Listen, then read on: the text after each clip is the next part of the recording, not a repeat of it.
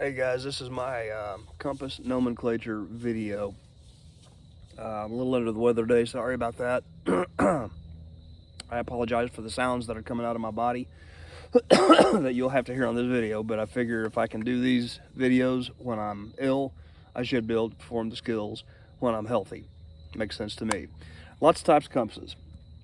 Anything from a little button compass to something that's inside of a globe that you could hang on your strap off of your backpack, compasses on your wristwatch, plate compass, something similar to this. This is a plate compass with a mirror on it, flip up mirror. And then you've also got your military style compasses, which have the lens on them that you can flip up in the back and use that for navigation as well. Those type of compasses, the military, some of those are different than these because this has a movable bezel ring on it. Those military type compasses, you turn this instead of turning the bezel and you follow your body with that where you want to go. This is the one I've got. It's called the Brunton. I got it off of eBay, very common compass. And so that's the one I'm going to talk about today. So to start with, let's look at the back of this thing. Well, you got your lanyard here, okay, and it's got a key for adjustments that you can make for your declination of where you are in the world. Where I'm located at, I didn't have to do any adjustments to it. I just took it right out of the box and it came right where I needed it to be. I double checked it on a map. Something else I like about this one, it's also got these little rubber feet on here, so when you lay this thing down on a piece of paper and you move it, the paper kind of moves with it. So you don't have to be quite as careful as something that just slides on the paper. Although sometimes you want that to happen, this one does have those rubber feet on it. I've got inches across this side where I can draw a scale map out on the ground. Excuse me, I've got millimeters on this side where I could do also a small scale map. If I wanted to map an area that I was new to and wanted to look at, I could do that. In fact, I've got a video on my YouTube channel if you guys are interested in checking it out on the Paul method of navigation. I just walked around this area right here, not too far back in the woods, and I used my compass to take my distances and bearings with my pace count and everything. And I did a small map, came out over behind me over here where I'm at, and I ended up about 5 or 6 paces off of exactly where I started from, so I was really happy with that. I think if I was out in the wilderness and I had to map something, I could probably do it. No doubt I would be more than 5 or 6 paces off of my target if you're talking thousands of yards of mapping area. But I do believe that with that method, I could get back where I needed to be without having to backtrack all the way back around and follow my back azimuth. Okay, that was just a side note. You've also got a 1 to 50,000 scale on here to go with several maps if you're looking at large topo maps. Here's a 1 to 24,000 scale right here, and I think those are both pretty standard if you're looking at large style maps of wilderness areas. The bezel ring on here spins.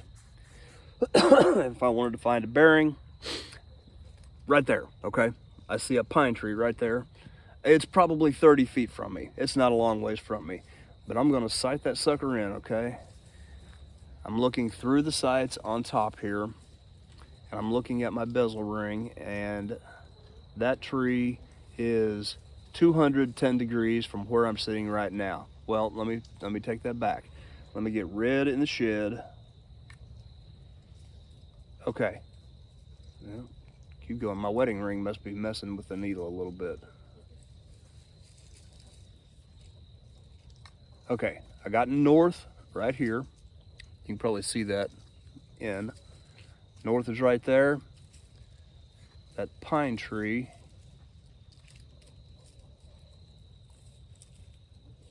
For me, looking through the sights right here, is at 260 degrees. I'm looking at that in the mirror, okay? That's actually what I call an azimuth. It's about 262 degrees. Bearing, azimuth, some people use those interchangeably. I'll tell you what I see the difference is, okay? It's just from my personal experience.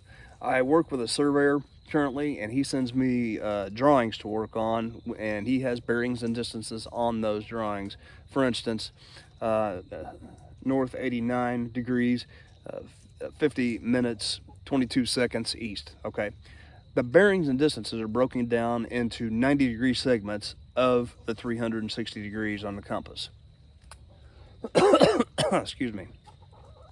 So I see a bearing as something that is read in 90-degree increments, regardless of which direction you're looking. If you're looking southwest, if you're looking southeast, northwest, or northeast, it'll be broken down into that 90-degree segment. An azimuth, on the other hand, is just like what I got on this pine tree over here, which I put red in the shed, and I see that at about 262 degrees. The reason I call that the azimuth, when I've done a little bit of flight training, and when you're in flight, you don't tell them a bearing of 57 minutes, 22 degrees, 32 seconds south. You give them an actual direction that you're headed.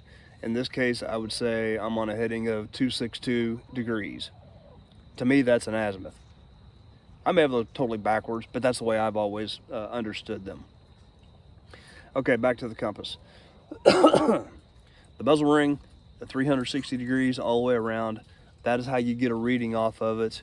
This one happens to have a magnifying glass, which I need to try to start a fire with that one of these days. I don't know if it'll do it or not. I've got a magnifying glass. It's probably just for reading small print on maps for guys my age. It's also got glow-in-the-dark spots right here at the bottom of the bezel ring. There's one at the top of the bezel ring, and there's one at the bottom of the mirror right there on the pivot point. So those are all helpful indicators when you're trying to get a reading on something. In addition, this compass has also got an inclinometer inside it right here, which you can use to measure angles. And I've actually done this. I measured the height of a tree one time. I paced off from, let's say, here to that pine tree. I paced it off 30 feet, and so I come back here until I can look straight at my compass through the clip on the mirror right here, because I can't see the sights. I look put the top of the tree right at that clip on the mirror, and when this is at 45 degrees, well, I got to go this way because my degrees are on the other side. When that is at 45 degrees, man, those numbers are tiny, which is about right there, I think. Looking straight up the compass to the top of the tree, I can tell you that tree is how many feet tall, depending on how many paces I take from that tree. Handy little feature to have. I wanted to make sure I got that when I bought this compass. Okay, guys, that's my compass nomenclature video. I hope it's good enough for you. If not, let me know, and I'll do it again. Till then, guys, I'll see you in the next video.